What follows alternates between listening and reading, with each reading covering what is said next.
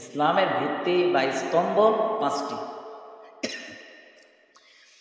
এক নম্বরে আল্লাহর নবী সাল্লাল্লাহু আলাইহি ওয়াসাল্লাম বলেন, শাহাদাতি আল্লা ইলাহা ইল্লাল্লাহ ওয়া আন্না মুহাম্মাদান রাসূলুল্লাহ।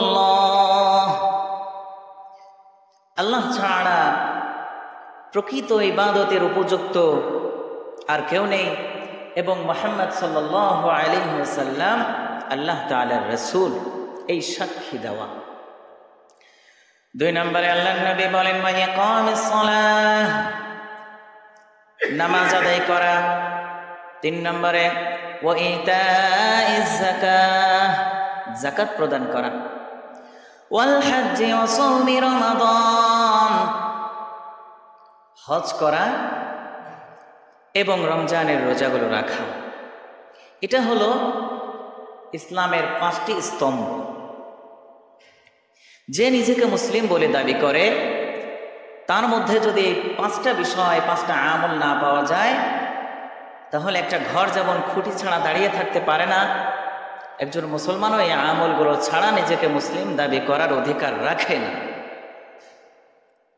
তো এই হাদিসটা নিয়ে আজকে সকালে আমি ভাবছিলাম, এই 5টা বিষয় আল্লাহ সুবহানাহু ওয়া তাআলা মানুষের উপরে ফরজ করেছেন, মুসলমানের উপর ফরজ করেছেন। আমি ভাবছিলাম দুনিয়াতে তো আরো কত শত আমল আছে, তো আল্লাহ তাআলা এই 5টা বিষয়কে ইসলামের স্তম্ভ বলে ঘোষণা করলেন, এই 5টা বিষয় মুসলমানের উপর ফরজ করলেন, কারণ কি? একটু গবেষণা করলাম, তো দেখলাম এই 5টা বিষয় আসলে এমন একটা বিষয়, এমন গুরুত্বপূর্ণ। একটা মানুষ যখন এই সাক্ষ্য দিবে আল্লাহ ছাড়া কোনো মাবুদ নাই, মুহাম্মদ সাল্লাল্লাহু আলাইহি ওয়াসাল্লাম আল্লাহর রাসূল, এর মানে হলো সে তার সৃষ্টির লক্ষ্য উদ্দেশ্য এটা বুঝতে পারবে।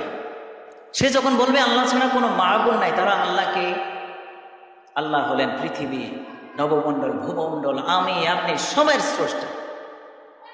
সে যখন সাক্ষ্য দিবে মুহাম্মদ সাল্লাল্লাহু আলাইহি ওয়াসাল্লাম আল্লাহর রাসূল, তখন তিনি বলবেন মুহাম্মদকে আল্লাহ রাসূল কেন? তখন সে বুঝতে পারবে যে আল্লাহর পক্ষ থেকে আগত মানুষের হেদায়েতের বাণী নিয়ে আসেন যিনি।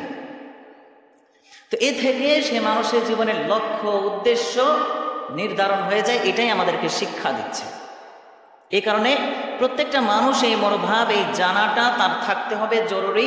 এর জন্য আল্লাহ সুবহানাহু ওয়া তাআলা এটাকে ফরজ করে দিয়েছেন। 2 নম্বর, ওয়া ইকামিস সালাহ, আল্লাহ তাআলা সকল মুসলমানের উপর নামাজকে ফরজ করে দিয়েছেন। এখন এই নামাজ মুসলমানদের উপর ফরজ করেছেন, কেন করেছেন? নামাজ এমন একটা ইবাদত, নিয়মতান্ত্রিক একটা ইবাদত, যেটা একটা মানুষের জীবনকে সাজিয়ে তোলে, গুছিয়ে তোলে, সুন্দর করে মার্জিত করে। এক কথায় একটা মানব জীবনের ডিসিপ্লিন এনে দেয় এই নামাজ। ফজরের নামাজ আপনার জন্য ফরজ। 5টার সময় আপনি নামাজ পড়ি, সারা রাত আপনি ঘুমাবো, সকালটা শুরু করব ফজরের নামাজ দিয়ে। 5টার সময় আপনার সকালটা শুরু হবে, ঘুম থেকে উঠব, ফ্রেশ হব, উজু করব, মসজিদে এসে নামাজ পড়ব। 5টার সময় আমার ঘুম এর আগে ভাঙতে হবে। এখন এই যে বলেছিলাম, এই নামাজগুলো আমাদের জীবনে একটা ডিসিপ্লিন এনে দেয়, একটা শৃঙ্খলা এনে দেয়। কিভাবে এনে দেয়? দেখুন, একটা মানুষ যে ঘুম থেকে ওঠে সকাল 11টায়, আর যে ব্যক্তি ঘুম থেকে ওঠে রাত 4টা বা 5টার সময় উঠে নামাজ পড়ে, তার জীবন আর ওই 11টা 12টার সময় ঘুম থেকে ওঠা সকাল হওয়া ব্যক্তির জীবন এক? তার জীবনের শৃঙ্খলা এক? কখনো না। দিনটাই যদি হয় আপনার 12টা দিয়ে, তাহলে আপনি এই দিনে করবেনটা কি? এজন্য নামাজকে আল্লাহ তাআলা ফরজ করে দিয়েছেন এই মানুষের জীবনে একটা শৃঙ্খলা, একটা ডিসিপ্লিন আনার জন্য। সুবহানাল্লাহ। 3 নম্বর, আল্লাহ সুবহানাহু ওয়া তাআলা ওয়া ইতাইজ যাকাত, যাকাত প্রদান করাও মানুষের উপর ফরজ করে দিয়েছেন। এই যাকাত আপনি যদি চিন্তা করেন, এমন একটা বিধান, এটা মানব কল্যাণ সাধিত করে, পরস্পরের মধ্যে সম্প্রীতি অর্জন করার সুযোগ হয়ে যায় যাকাতের মাধ্যমে। একে অপরের সাথে মিলেমিশে চলা, একে অপরের প্রতি মিল, মহব্বত, ভালোবাসা, এটা তৈরি করে। 4 নম্বর, আল্লাহ সুবহানাহু ওয়া তাআলা হজকে মানুষের উপর ফরজ করে দিয়েছেন। হজে যে মানুষ কি করে, ইহরামের কাপড় পরে দুনিয়ার সব কিছু ভুলে এক আল্লাহর জন্য সে নিজেকে সঁপে দেয়, আল্লাহর পাগল হয়ে যায়। তো আল্লাহ তাআলা আমাদেরকে সৃষ্টি করলেন ওই আল্লাহর জন্য পাগল হতে হবে কিনা, এই কারণে আল্লাহ সুবহানাহু ওয়া তাআলা হজকেও মানুষের উপর ফরজ করে দিয়েছে।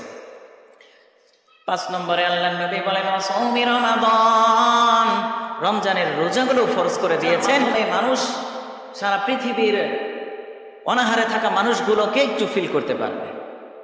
এই 5টা আমল আল্লাহ তাআলা মানুষের উপরে ফরজ করে দিয়েছে।